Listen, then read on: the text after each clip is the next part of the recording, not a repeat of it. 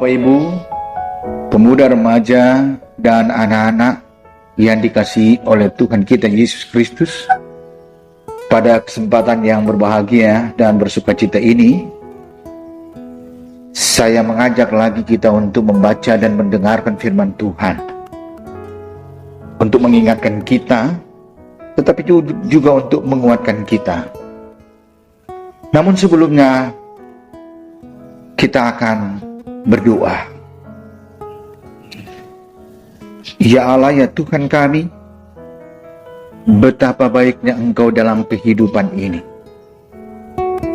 Segala sukacita Engkau anugerahkan bagi hidup ini, tetapi juga segala berkat kehidupan, umur panjang, Tuhan anugerahkan bagi kami. Sungguh pun di sana sini, di tempat yang berbeda-beda, di dunia milik-Mu ini, ada sekian banyak orang yang bergumul dengan persoalan COVID-19, tapi juga bergumul dengan kehidupan, di mana banyak orang yang meninggalkan dunia ini, pergi, mati karena persoalan virus ini. Kami membaca dan mendengarkan firman-Mu untuk memberi jawaban-jawaban pada kehidupan ini. Kami berdoa dan bersyukur kepada-Mu ya Bapa, di dalam nama Yesus Kristus. Amin. Pembacaan kita terdapat dalam Mazmur 90, ayat pertama sampai dengan 6.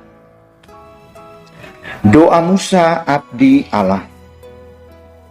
Tuhan, Engkaulah tempat perteduhan kami turun-temurun, sebelum gunung-gunung dilahirkan dan bumi dan dunia diperanakkan, bahkan dari selama-lamanya sampai selama-lamanya, Engkaulah Allah.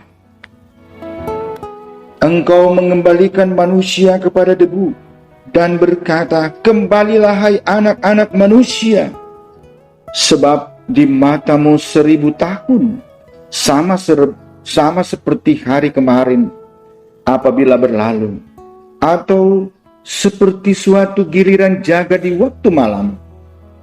Engkau menghanyutkan manusia, mereka seperti mimpi, seperti rumput yang bertumbuh di waktu pagi, berkembang dan bertumbuh di waktu petang, lisut dan layu. Saudara-saudara yang dikasihi Tuhan, membaca bagian naskah Mazmur 90 memberitahukan kepada kita secara jelas bahwa Musa adalah manusia yang menempatkan dirinya penuh keterbatasan, tapi juga penuh kelemahan. Dia menyadari hidupnya dan hidup semua manusia sungguh sangat terbatas, dan karena itu dia melukiskan kehidupan manusia. Hidup ini hanyalah seperti bunga di padang, di waktu pagi mekar dan memberikan nampaknya bunga-bunga kehidupan. Tetapi di waktu menjelang petang, lisut, layu, dan mati. Gambaran tentang kehidupan manusia yang terbatas memberi arti bagi kehidupan ini bahwa kita patut berjaga-jaga.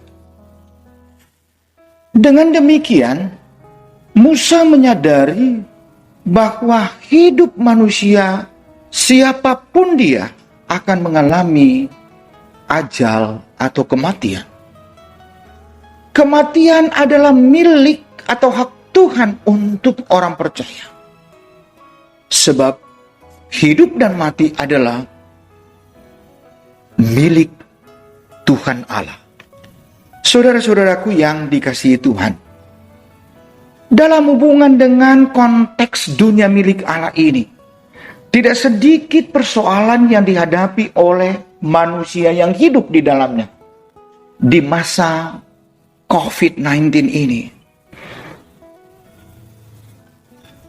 Begitu banyak manusia yang meninggal.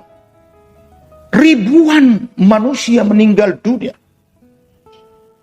Ini adalah suatu keadaan yang menyedihkan. Lepas dari apa yang disebut oleh Musa dari firman-Nya, tentu juga semua orang menyadari bahwa sebentar lagi siapapun dia akan mati.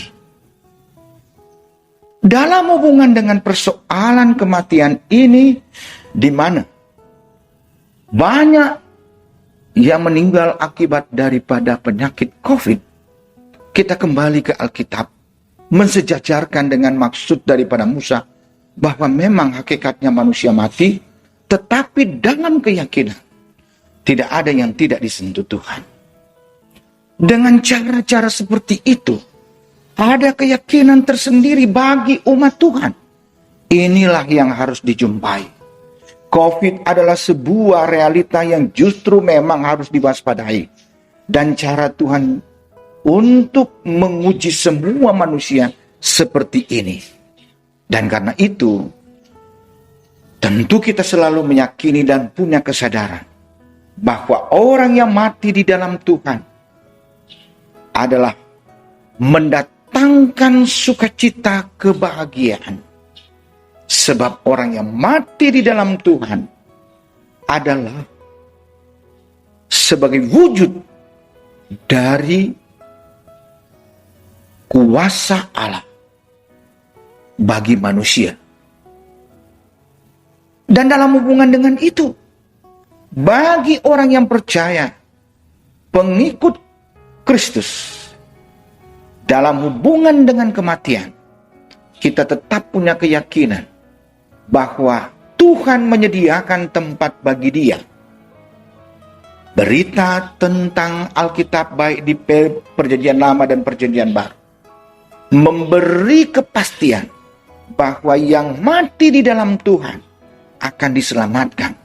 Dan karena itu tidak penting bagi kita untuk berdoa semoga diterima di sisi Allah dalam hubungan dengan keyakinan dan ajaran Kristiani.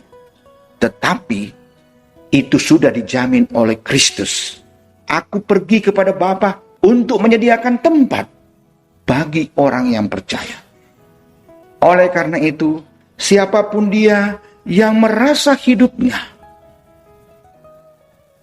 berduka cita karena persoalan dipanggil pulangnya hambanya, anak kekasih kah, orang tua, mama, papa, ataupun sebaliknya anak-anak yang dipanggil Tuhan, yakinlah bahwa Tuhan itu bertindak dengan adil, seadil-adilnya. Sebab dia berkata, yang percaya kepadanya tidak akan binasa, melainkan beroleh hidup yang kekal. Amin. Mari berdoa. Ya Tuhan Allah, pencipta langit dan bumi, yang memelihara kesetiaan bagi kehidupan manusia di dunia milik Allah ini, tolonglah kiranya kepada kami. Tuhan kiranya mengokohkan firman itu ke dalam hati dan pikiran kami.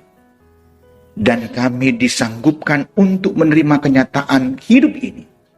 Bahwa hidup dan mati kami adalah milik Tuhan.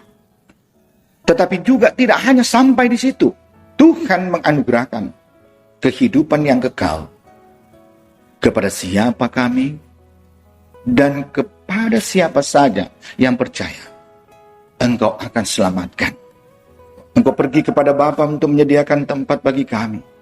Itu berarti bahwa engkau jauh-jauh sebelum akan datang yang kedua telah menyediakan tempat bagi orang yang percaya. Terima kasih atas firman-Mu Tuhan.